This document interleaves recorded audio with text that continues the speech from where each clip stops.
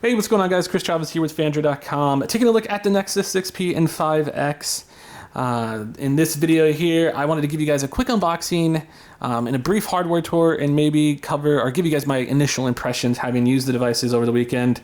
In this video, I guess we're going to focus on the 5X because it'll be too long if we cover both of them. So you may remember my initial hands-on review at the Google event, and that just, yeah, I wasn't too enthusiastic. The room was really small. There was sweaty bloggers bumping your camera and making you re-record all over again.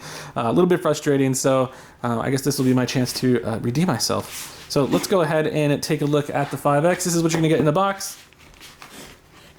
It comes in some pretty nice packaging. On the back there, you can see a photo of the phone.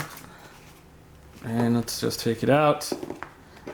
Now, I admit that I haven't really, other than playing around with it a little bit, haven't really been using this one as my daily driver yet. I will be shipping this off to someone else on the Phandroid team so that they can review extensively. But my girlfriend has been using it, and I just want to say that she loves it. So this is what happens when you take off the box. You have, almost looks like an infographic of sorts, just showing you guys how to, some of the buttons and the charger and how to put the SIM in. Fun stuff. And inside you have the bad boy here. This is the 5X, the follow-up to 2013's Nexus 5, both made by LG. Put that to the side there. And you just get the kind of regular, typical paperwork. 90 days free Google Play Music. That little promotion that they're always throwing there. And SIM removal tool. And just some of the documentation as well. Giving you guys a warranty and all that fun stuff. You do have a USB Type-C to Type-C cable. There is no Type-A cable, so this one just comes with a Type-C to Type-C, which means if you're hoping to plug it into your computer, it's probably not going to work. You're going to need either an adapter, or hopefully you thought ahead of time and maybe bought something off of Amazon, an additional cable, because this is all you're getting from LG anyway. Here's the charger itself, the wall wart. This has got a 3 amp output, so that's kind of how I guess they use their fast technology is built. On some of the Qualcomm quick charging stuff, the ampage is still pretty low, but they use like a higher wattage or something to kind of fast charge and stuff. So it's kind of interesting what they do there. And that's all you get in the box. So here is the 5X itself. On the front, you have a 5.2 inch 1080p display. LCD, and it's not too shabby. I mean, nothing to write home about, but nothing horrible either.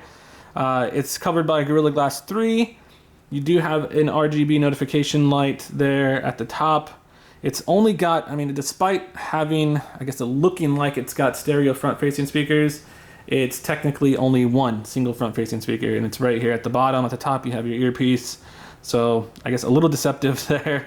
And you do have this nice big bezel at the bottom, which, I mean, I guess it balances out at the top. They're both pretty evenly sized. On the inside, you have a Snapdragon 808 hexa-core processor. It's 1.8 gigahertz, and an Adreno 418 GPU for graphics and games and all that fun stuff. It's got Android Sensor Hub low power processor inside as well, and it's always on, it's always listening, and always waiting for your touch so that you can unlock it using just your fingerprint. And it's pretty damn quick too. You get 2 gigabytes of RAM, so pretty much the same amount of RAM as you got in the 2013 model. But I guess the real kicker here is the amazing camera. So it's kind of a first for a Nexus device, and it's leaps and bounds better than what we got with the Nexus 5, and much better than we saw in the Nexus 6. It's a 12.3 megapixel camera.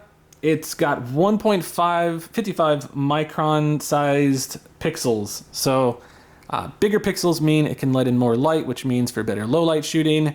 And I have to say it's pretty damn awesome what this little camera can do. F2.0 lens and IR laser focus right here, autofocus. So no matter what the lighting conditions, it should be able to focus rather quickly, and in my use, it does. It does a really good job of it. It can only record in 120 frames per second slow motion, so it doesn't have 240 FPS like on the iPhone 6s or the 6P. Kind of a downer there, and there is no burst shot on this model. The 6P does have it though. On the front, you have a 5 megapixel front-facing camera. That one has a 1.4 micron pixel sensor, and that one's also f2.0 aperture. Nexus imprint is also on the back, which you can kind of see there. It's covered by this nice little ring. Raised little silver ring here to kind of let you feel by touch. Feel by touch. And it works pretty darn quick. I will say it's nowhere near as quick as the 6S, but it is pretty darn fast. And I think most of you will be pleased with that. 2,700 milliamp hour battery with fast charging.